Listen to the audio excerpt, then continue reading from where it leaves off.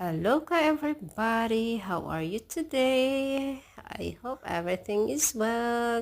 Ayan kami naman ni Rakitut ay lalabas ulit at maglakad-lakad dahil sa maganda yung panahon at nakakabuang ng magtambay sa loob ng bahay. So, ayan nga guys, at nag-video-video ako at medyo nahiya pa akong mag-video dyan kasi marami kaming taong nakakasalubong.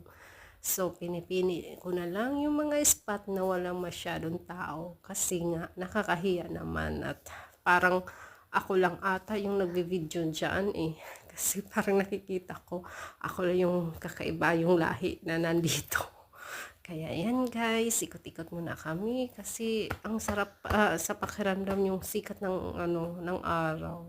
Kasi medyo malamig ang hangin at mainit yung bunga ng araw.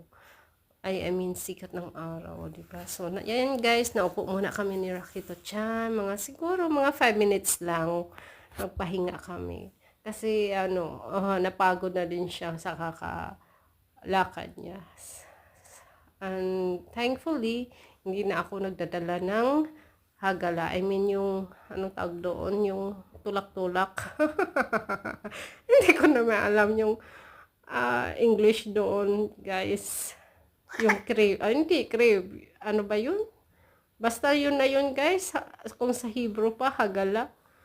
So, yun na yun. So, yan, guys. At siya, kung saan na siya naglalakad. Kasi sinasanay ko. At I decided to go home already kasi medyo malamig na talaga yung hangin. Kaya uwi na kami dyan. So, ayan guys, salamat sa pagpanood sa aming mini vlog at sana hindi kayo magsawang suportahan kami. Bye bye!